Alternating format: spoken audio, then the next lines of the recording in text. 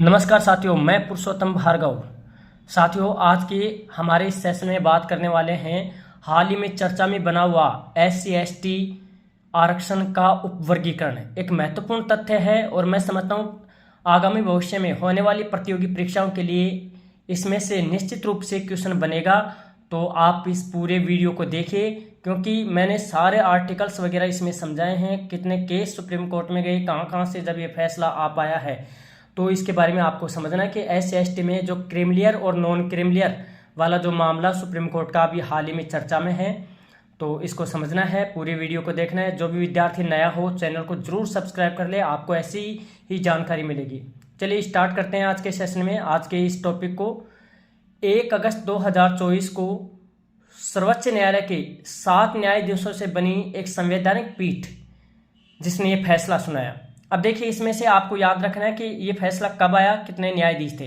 तो 1 अगस्त 2024 को तो फैसला आया था, 7 इसमें न्यायाधीश थे। अब इसमें अध्यक्षता किसने की इस 7 न्यायाधीशों की पीठ की? DY चंद्रचूड़, जो वर्तमान में सुप्रीम कोर्ट के मुख्य न्यायाधीश हैं। दूसरा है BR गवई, तीसरा है विक्रमनाथ, चौथा है बेला M त्रिवेदी, पांचवा है पंकज मित्तल और छठा है मनोज मिश्रा और सातवां है आपके सतीश चंद्र। अब देखिए, सुप्रीम कोर्ट के जो भी फैसले होते हैं वो बहुमत से होते हैं। तो इसमें फैसला आया 6-1 के बहुमत से फैसला सुनाया गया। इनमें से 6 न्यायाधीश तो ऐसे थे जिन्होंने कि ये कहा कि भाई SC/ST के आरक्षण को क्या किया जाए, उपवर्गीकरण किया जाना चाहिए। SC/ST वर्ग में आरक्षण का उपवर्गीकरण हो, ये इन्होंने फैसला सुनाया।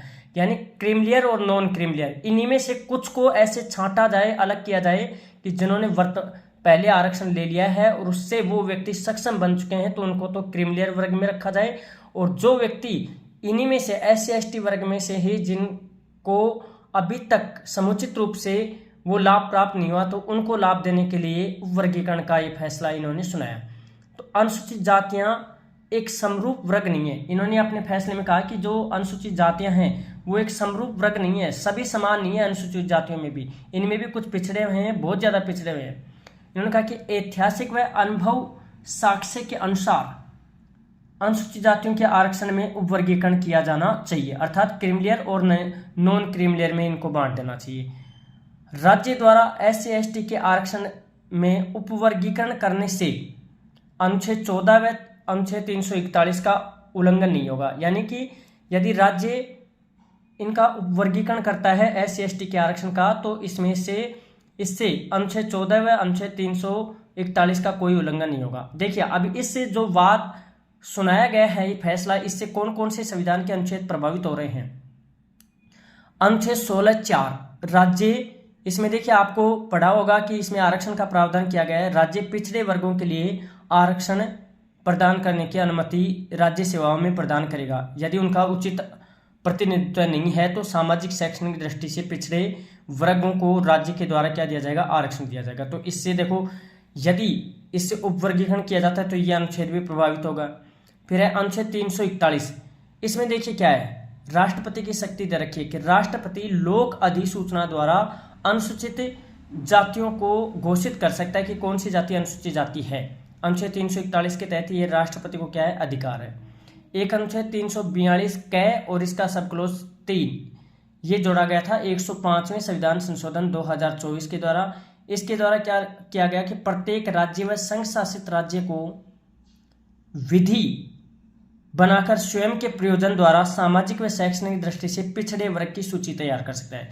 यानी कि जो राज्य में सामाजिक और शैक्षणिक दृष्टि से पिछड़ा वर्ग है, तो उसकी प्रत्येक राज्य के विधानमंडल और संघ शासित प्रदेश भी सूची का तैयार कर सकता है। तो मतलब इनको भी अधिकार दिया गया कि SC और ST में कौन शामिल हो सकता है।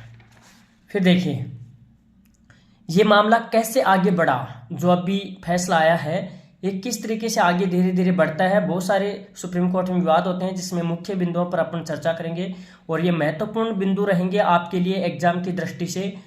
1975 में पहली बार पंजाब सरकार ने SC अनुसूचित जातियों के आरक्षण को बांट दिया था। मतलब उनमें एक तरीके से क्रीमिलियर और नॉन क्रीमिलियर में बांट दिया गया। ऐसा तो नहीं था, क्रीमिलियर और नॉन क्रीमिलियर का तो सिद्धांत ही 1992 में आया था, लेकिन 2 भागों में उसको बांट दिया गया। अब 25% आरक्षण था, जिसमें से आधा आरक्षण तो दिया गया वाल्मीकि समुदाय वह मजहबी सिखों के लिए किया गया और आधा जो बाकी की एससी की जातियां थी उनको दे दिया गया। तो पहली बार 1975 में पंजाब की सरकार ने अनुसूचित जातियों के आरक्षण को 2 भागों में बांट दिया। फिर देखिए 2004 में ईवी चिन्नैया वर्सेज आंध्र प्रदेश वाद था और इसमें सुप्रीम कोर्ट का निर्णय आता है कि अनुसूचित जातियों का वर्गीकरण नहीं किया जा सकता है। यह एक समरूप वर्ग है, मतलब इनमें अनुसूचित जातियों में कोई और पिछड़ा वर्ग नहीं पाया जाता, ये तो समान रूप से पिछड़ी हुई जातियां हैं, एक ही हैं। तो एससी के लिए आरक्षित स्थानों को इस आधार पर नहीं बांटा जा सकता कि इनमें कुछ पिछड़ी जातियां, यानी अनुसूचित जातियों के आरक्षण को इस आधार पर नहीं बांटा जा सकता कि इनमें भी कोई पिछड़ी जातियां हैं, इनमें कोई पिछड़ी जाति नहीं होती, यह तो एक समरूप वर्ग है। फिर देखिए पंजाब व हरियाणा हाईकोर्ट 2006 में कोर्ट ने फैसला सुनाया, जिसके बाद पंजाब सरकार का निर्णय व उपवर्गीकरण को रद्द कर दिया गया, जो 1975 में 2 भागों में बांटा गया था, जिसको पंजाब व हरियाणा हाईकोर्ट ने 2006 में रद्द कर दिया गया।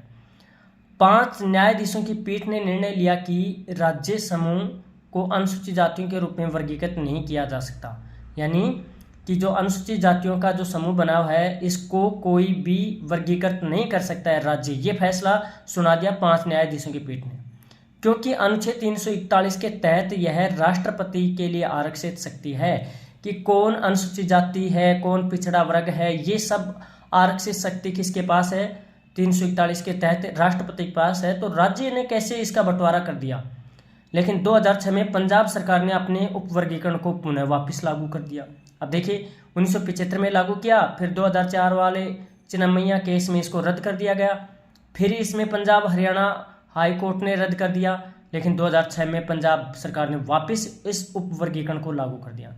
2010 में पंजाब हरियाणा हाई कोर्ट ने पुनः खारिज कर दिया। अब की बार सुप्रीम कोर्ट हाई कोर्ट ने खारिज कर दिया 2006 में, जो पंजाब सरकार ने जो लागू किया था उसे 2010 में। अब देखिए फिर एक केस आता है 2014 में, दरविंदर सिंह बनाम पंजाब राज्यवाद। 5 जजों की पीठ ने सुनवाई की, जिसका फैसला देखिए 2014 में एक केस सुप्रीम कोर्ट में दायर होता है और जुलाई 2020 में जस्टिस अरुण मिश्रा की अध्यक्षता में इसका फैसला सुनाया जाता है। अब देखिए यहाँ पे 5 न्यायाधीशों की पीठ बनी है और अरुण मिश्रा की अध्यक्षता में फैसला सुनाया गया। इसमें कहा गया कि न्यायालय और राज्य मूक दर्शक बनकर वास्तविकताओं से अपनी आंख बंद नहीं कर सकते हैं। मतलब ये कहा कि ये जो अनुसूचित जाति व अनुसूचित जनजाति हैं इनमें भी एक पिछड़ा वर्ग पाया जाता है, वास्तविकता तो ये है, सुप्रीम कोर्ट के इस न्यायाधीश की पीठ ने कहा, और इसमें वर्गीकरण करना चाहिए, यानी अनुसूचित जाति व अनुसूचित जनजाति के आरक्षण में उपवर्गीकरण को मान्यता दे दी।